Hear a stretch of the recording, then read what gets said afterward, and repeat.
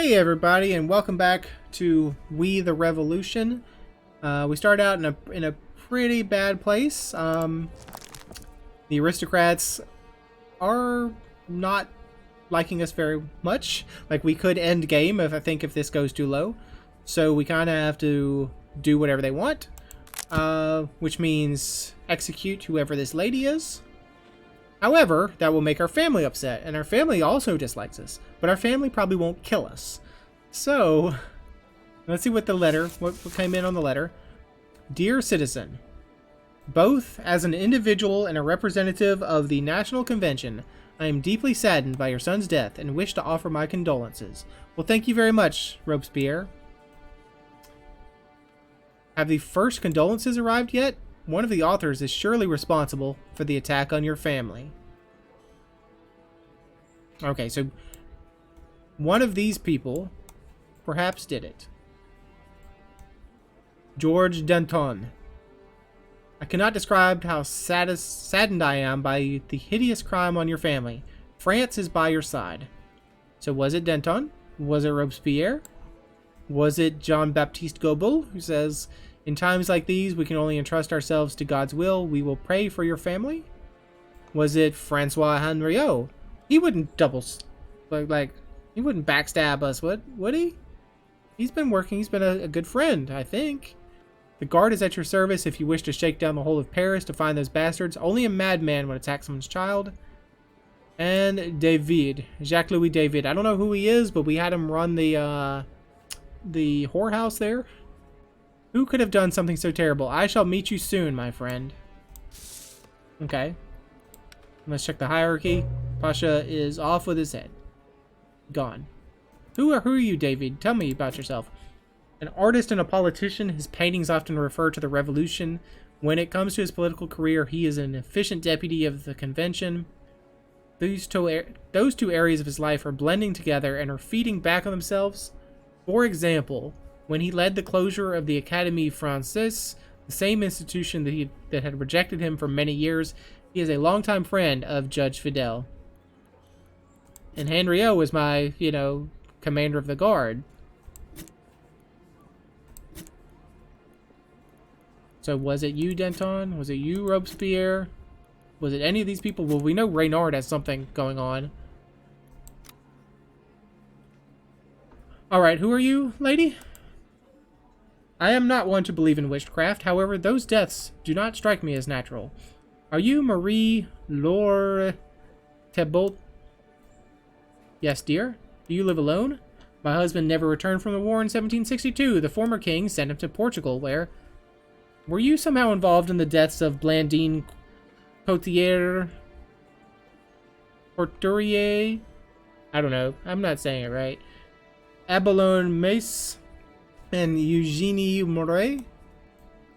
I would never hurt such good women, and yet all were your clients and are all dead. She's poisoning them, or she's poisoned them like she's poisoning us all. She's not going to be guilty, but I'm going to have to do it to save my own bacon. Yeah, if we acquit her... Oh. No, if we acquit her, the aristocrats don't care. What is this? Only the common people care? But it says that all these other places support the death penalty, but it doesn't change. So if we find her not guilty, then our family will like us a little more. And maybe she's not guilty, but let's find out. In the last 2 weeks, 3 female tenants of the same tenement, Blandine Couturier, Abelone Mace, and... You're probably supposed to pronounce the E because it has a thing on the end, so it's probably like Massa or something. And Eugenie Moret have died. Their tragic demise has been preceded by the same dreadful symptoms: vomiting blood, convulsion, migraines, and severe muscle pain. The neighbors complain that they have suffered several sleepless nights because of their screams. It sounds like some kind of poisoning. The victims' husbands have, after the fact, found out that their wives were clients of a certain Marie, this lady, who lives across the street. At home, they found the same powder cases, lip rouge jars, and other suspicious cosmetic products purchased from her. This Jean lady, whose last name I can't pronounce, brought all of them to the National Guard. Excuse me, probably the husband of this lady brought all of them to the National Guard, along with a denunciation of Widow to Bolt, who he is accused of witchcraft. In the neighborhood, she is known as a resourceful elderly woman. At the age of 74, she still makes a living by selling blacking, rouge, and other mixtures supposed to enhance female beauty. Although she rarely left her house, her clients recommended her products to their friends, who then visited her. So is this blacking? Is this the time where you wanted black teeth, like white teeth were not in vogue, that you actually wanted black teeth? Is that this time? The elderly woman did not resist when 3 soldiers arrested her. As she is visually impaired, she did not realize that she was talking to the National Guard, and it was only when the men walked her from the apartment that she stopped asking them about the products that they wanted to buy. The soldiers informed the investigating officers about the suspicious jars filled with blood and bones they saw on the shelves. There's some weirdness going on there. But so let's think about it. She's got eye problems. She's got vision problems. So is it potential that she accidentally, I hesitate to say negligently, like poison them by putting the wrong stuff? Like she just picked the wrong thing to put in her cosmetics? I don't know. Let's see. Oh yeah, we have to ask the questions and hope we get them right. Jean's denunciation. That's a testimony. Definitely is. Poor eyesight. That is extenuating circumstances. Popular products. Witchcraft. Cosmetics.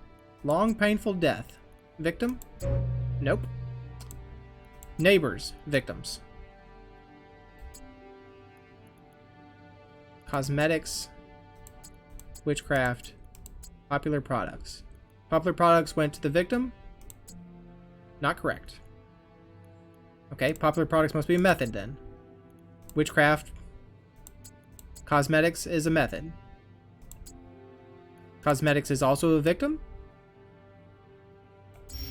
There we go. All questions unlocked. Witchcraft must have been a, either that was a question we didn't know or that was another trap.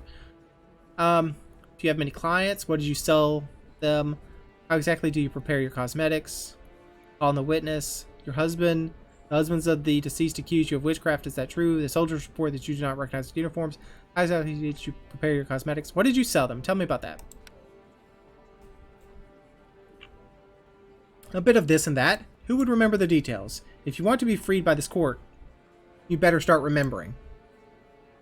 I'm sure they bought powder. Every woman buys powder. Has to be as pale as a countess. Many women bought it? Over the years, probably hundreds. I've nearly rubbed my hands to the bone mixing it. Good, dear God, we're lucky they caught her. Well, if she's sold it to hundreds of people, how come hundreds of people haven't died? Let's see, what are the questions we need to ask? Did the defendant confess to the crimes? Was her act counter-revolutionary? What were the victims buying from the defendant? Powder. According to the witness, what was the cause of the wife's death? So we need to ask the witness. How exactly do you prepare your cosmetics?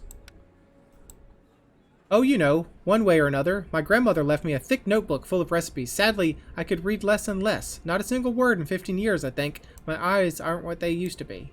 Then how do you mix your products? I remember everything that's written there. I don't need to read it.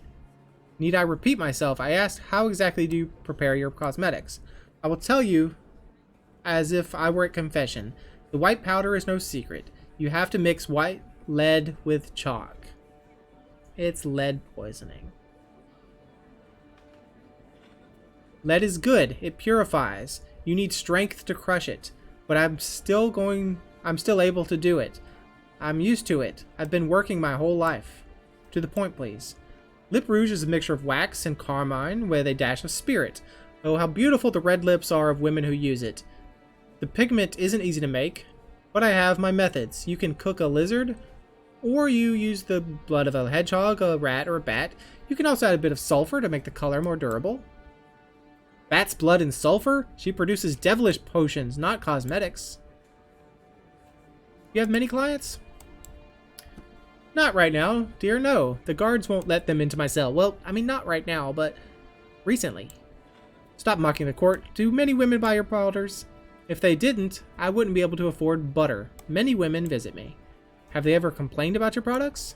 Never, dear. They always come back for more and gladly left their hard-earned money in my hands. Did they always come back? Well, some did. Some don't. I suppose none of them just died and nobody could ascertain why? She had it coming. Call in the witness, please. Jean Miss, the late Abalone Miss's husband. Was your wife buying cosmetics from the widow? Yes, I even gave her money to do so. She used to say that without the powder, she felt like a peasant and was too embarrassed to leave our home. On what grounds do you believe that your wife was the victim of witchcraft? Our wives were healthy. They all gave birth, and without the help of a doctor. They were strong, hard-working. It must have been witchcraft. So your wife did not complain about her health? You know, she had her better and worse days like we all do, but she never complained about anything serious. So the troubles started when she first applied cosmetics purchased from the widow. What do I know about when she... Focus. Yes, you're leading the witness, sir. Please stop leading the witness. Yes, that's how it went. I remember now. It all started when she bought those flasks. Could you elaborate on the devilry that you referred to? Had your wife been complaining about pain for a long time? I don't remember what question I was supposed to be asking him.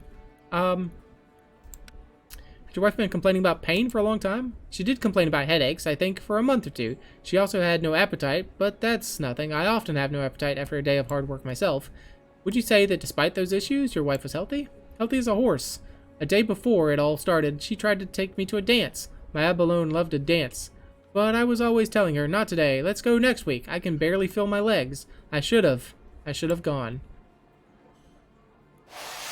Oh! Well,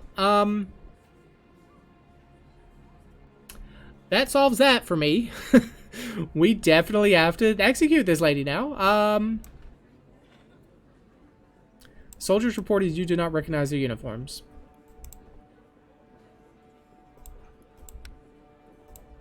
Dear, I can barely see you right now. How can you prepare your cosmetics if you cannot see what you're doing? I know the recipes by heart and recognize the ingredients by touch. And at no point have your clients complained that the powder painted their faces red?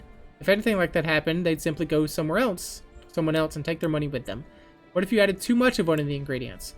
I suppose I sometimes pour more than I should, but I don't mind. I'm not a greedy person, and I don't stint my dear ladies, even though the ingredients aren't cheap. My dear lady, I was prepared.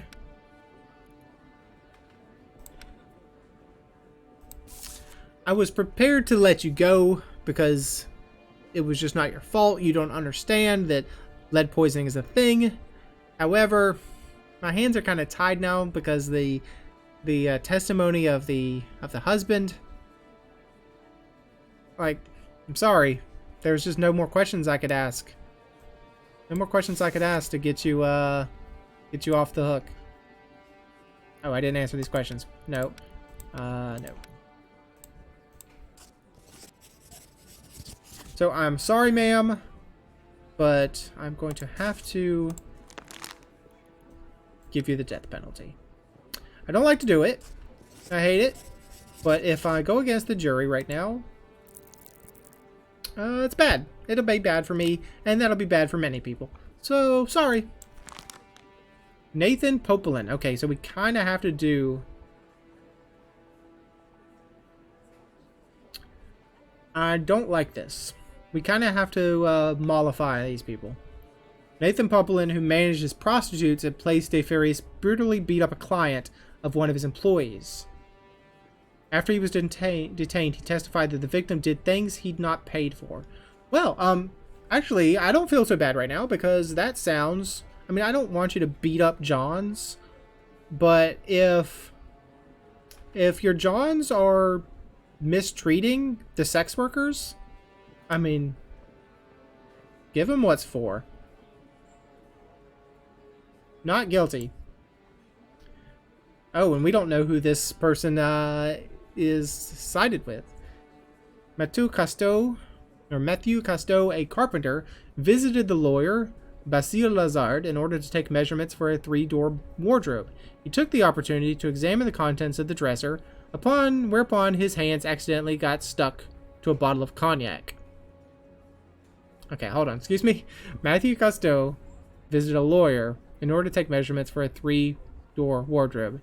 He took the opportunity to examine the contents of the dresser, upon which his hands... Oh, okay, so sticky fingers. Like, he tried to steal a bottle of cognac. Off with your head, then. Sorry. Sorry we have to off with your head, but seemed like you tried to steal some cognac, so...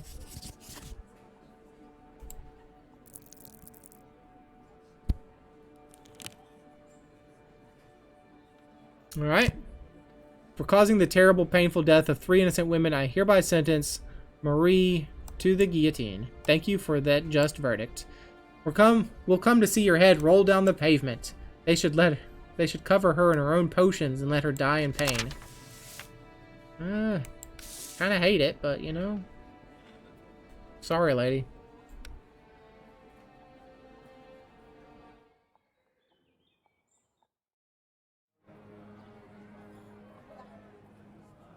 Are we giving a speech about this woman?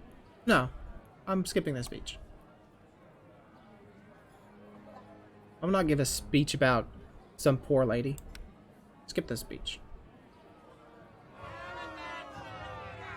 Where are you taking me, boys? You heard me. I don't want to pull the rope on this one, but I'll do it. Sorry, lady. When did you meet my brother, Bruno? Gregory Ramel. We served in the same brigade, and I owed him my life. He put himself in danger, dragging me away from the battlefield when I was injured, but he was not lucky himself. We have dedicated far too much time to that man already, both in our thoughts and our stories. Please, my wife, please. I want to know, as do I. A stray bullet killed him. I never even got the chance to thank him for saving my life. I can assure you that we were friends. What is this, a brand new freaking game? Come on. How many different mechanics can this game have? Battles are dynamically fought between 2 hostile armies. They include infantry, rifles, and artillery. Enemy generals may have different preferences regarding their tactics. Enemies on the red side. Okay. Choosing tactics. Each tactic defines the way the attack or defense is conducted and affects the minor bonuses that your troops will receive in battle. The balance of power during battles may change. Watch the respective bars and use the information you gain to choose the right tactics. Gregory Ramel. Okay, so you're explaining the story about meeting Alexei's brother. Our rear guard clashed with the enemy and lost. They forced their way into the camp where the wounded were being tended to. We had to grab our weapons. That's why all these guys look really beat up. Okay, so choose tactic. We can... Right now it's on neutral. So you are shooting the back row. You seem to be handling the front row. I don't know. I don't understand how that works. Frontline assault. Heroic attack on the front line is particularly effective when you have a lot of shooters. Less effective when your infantry is weakened. They seem pretty weak. Suppressive fire. Your shooters rain bullets over all the enemy's line, and the infantry tries to hold the line. Tactic particularly effective against a defensive enemy. Neutral, a balanced tactic, does not offer any significant advantages, but doesn't give large penalties to your troops' attack power either. Defense. Your troops fight ferociously, but they receive a large bonus in defense. This tactic can be particularly effective when you have a lot of infantrymen at your disposal. I'm gonna go for defense. Okay, so it doesn't automatically play out. I can see how it changes things. That's good. It's not a guessing game.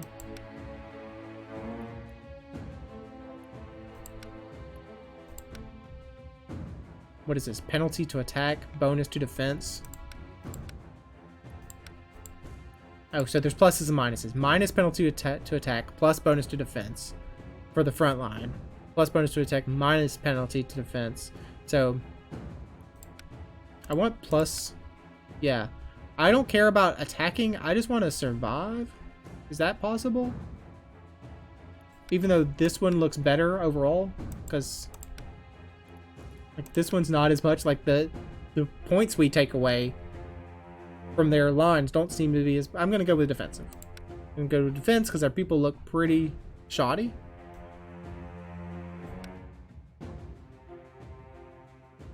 And they're doing a frontline assault, but we're doing a defense.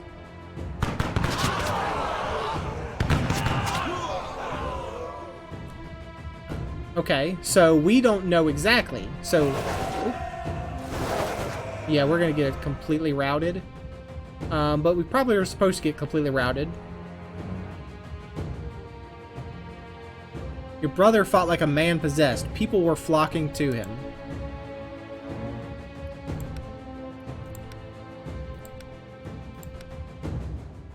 I'm going to say again, defensive tactic.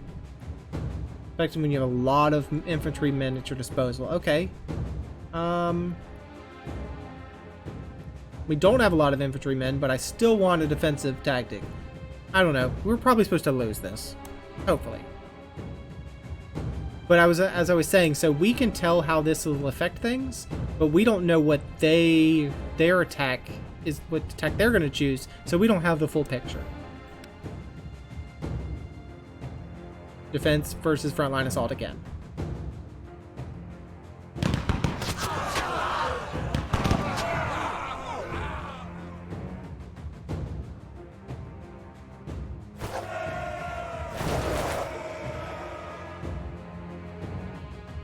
And there goes our front line. It's gone. Turn 3. We had faith that reinforcements were rushing to help us, but we knew they would be too late. I'm going to just defensive again, I guess. Or I could just frontline assault them. But no, I think we defend again. Again, I don't think it matters. I think this is kind of scripted. Defense versus frontline assault.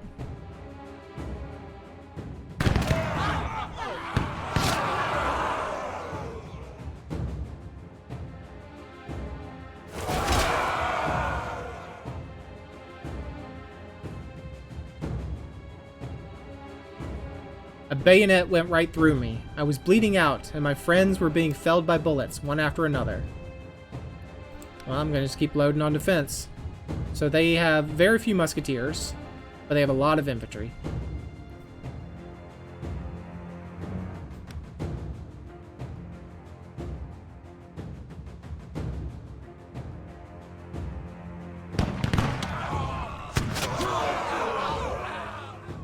Now their infantry's gone, or their musketeers are gone.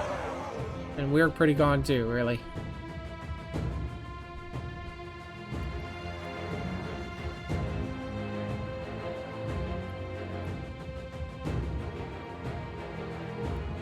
I guess we just go neutral.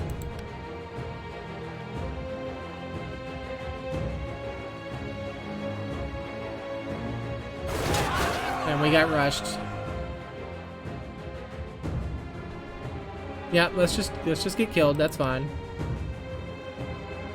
Pretty sure there's no way to win this.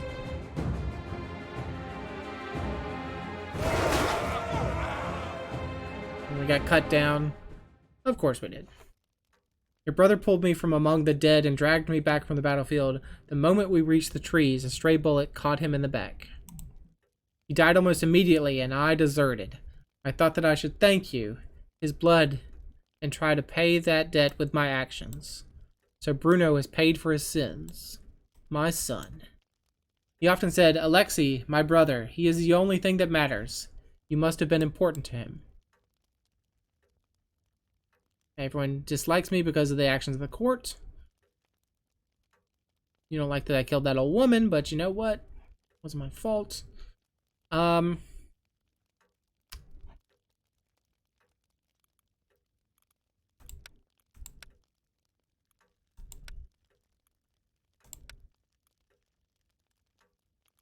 Let's not care about what the people say. Let's not care about my father at this point. Let's try to increase these two if I can with an evening stroll. You take your family for an evening stroll around Paris. I don't think they'd really want to, but you know.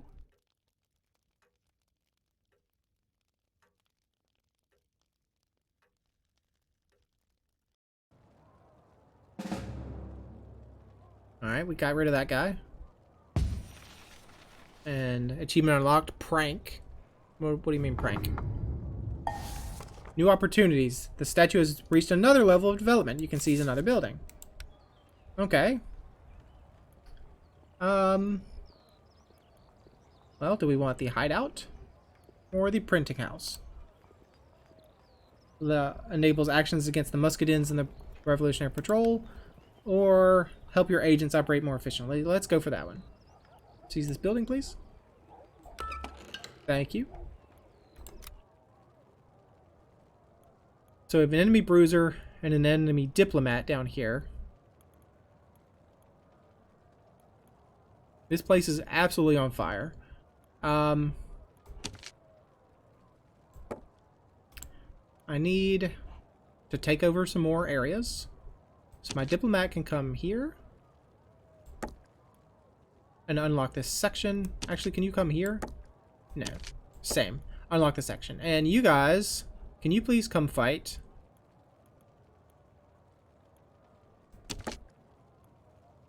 You're both unlocking a section somehow. You know what? That's fine. What do I... Maybe I want to just come bust their heads. I kind of think I do. Just want to try to get in here and see if we're better than them. End the day. Achievement unlocked, freedom. Act 2. Egalite. So we've ended Act 1. Day 1. And this is probably where we will end the episode. I'm sure this shows there is a tragedy 2 streets away. People are calling for a judge. Supply problems. Well, excuse me, I can't end the day yet because whatever is happening is happening. Orders are orders. Orders are orders. It's kind of hard to say. It's like a tongue twister almost. Depending on your accent, I guess. The guard hurriedly leads you to this crime scene where you see a crowd of furious people. They have surrounded several armed soldiers who are trying to repel the civilians from 2 men facing the wall. You soon learn that Commander Francois Henriot has, in absentia, ordered the execution of felons who tried to steal weapons from a military transport. People are demanding your intercession and a fair trial, but it would be unwise to contest the orders of a commander, especially one elevated by your actions. Order the detainees to be shot. Order the men to be freed. Influence -2.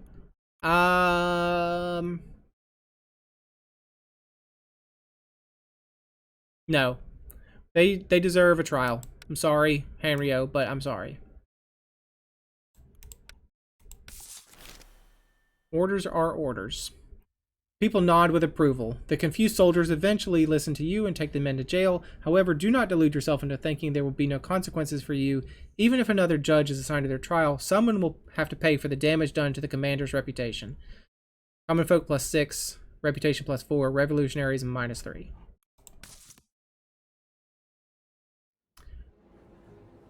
Now can you tell me about whatever that was? About low supply? Supply problems. There's been problems with food supplies. It is as though someone wants to starve the capital. Common folk -1, aristocrats -1, influence -2. So aristocrats still looking pretty bad.